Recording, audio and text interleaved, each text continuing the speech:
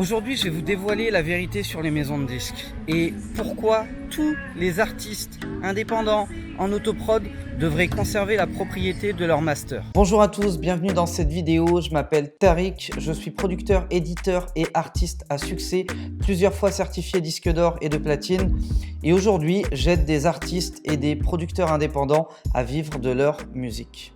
Un master, c'est quoi? C'est tout simplement le morceau final que vous allez envoyer en commercialisation. C'est le morceau que vous allez tout simplement exploiter et vendre directement au public. Pourquoi est-ce que vous devriez tous conserver la pleine propriété de vos masters et ne pas les céder à différents gros labels, maisons de disques ou autres? Pour la simple et bonne raison que c'est ce qui paye le plus. Je répète, c'est ce qui paye le plus. Aujourd'hui, on voit plein de gros artistes, des anciens de la Motown, des anciens du rap, du R&B, du rock, de la country, de la pop, qui lâchent leur maison de disques et qui se mettent en indépendant à leur compte. Et ils réalisent à quel point ils ont fait une erreur de dingue.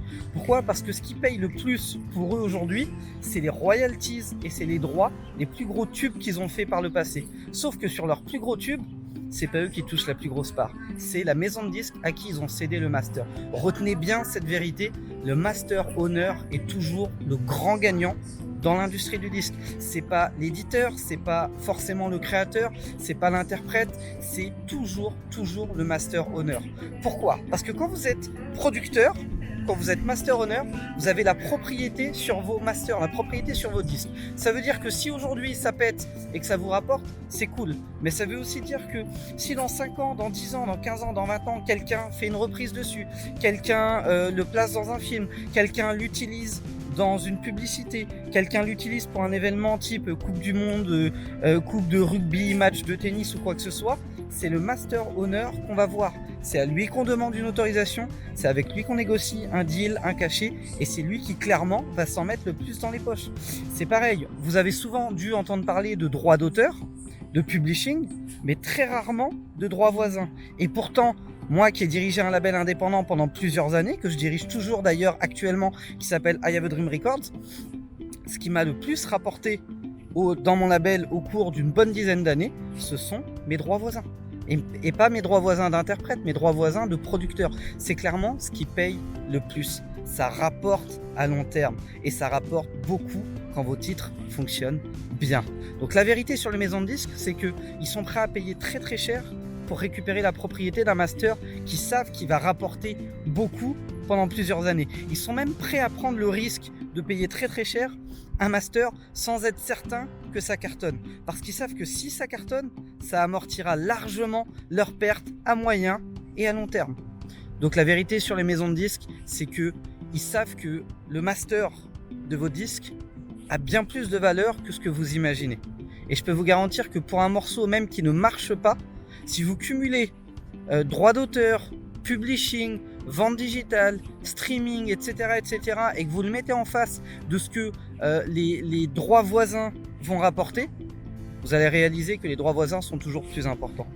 Donc la vérité, c'est que vous devriez tous sans exception, conserver au moins 50% de la propriété de vos masters, si ce n'est la pleine propriété de vos masters, sinon vous risqueriez de le regretter. Voilà pour moi. Si jamais la gestion de vos droits vous intéresse, mais que vous n'y connaissez rien et que vous n'avez pas envie de vous en occuper, que vous pensez que le déléguer à une équipe compétente, une équipe experte qui a l'habitude de faire ça, qui fait ça tous les jours pour plusieurs centaines d'artistes et de producteurs, ça peut vous intéresser, je vous invite à cliquer sur le lien dans la description.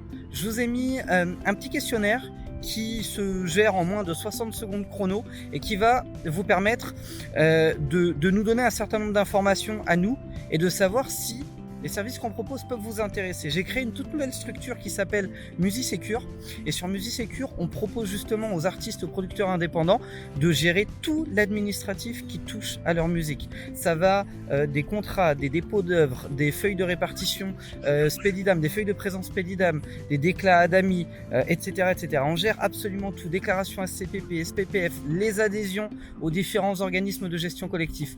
On gère absolument tout. Mais c'est pas fait pour tout le monde. Il y a des gens que ça va pas intéresser, il y a des gens qui clairement n'ont pas besoin de nous parce qu'ils se débrouillent divinement bien, et il y a une partie d'entre vous peut-être qui peut être intéressée et à qui ça va aider à gagner plus d'argent parce que plus de droits, mieux gérer ce qu'ils font, mieux gérer leur activité, ne plus se faire avoir ou ne pas se faire avoir. Et pour ces gens-là, ça va être intéressant. À l'issue du tout petit quiz que je vous ai préparé, on saura si vous avez le bon profil pour que MusiSecure soit intéressant pour vous.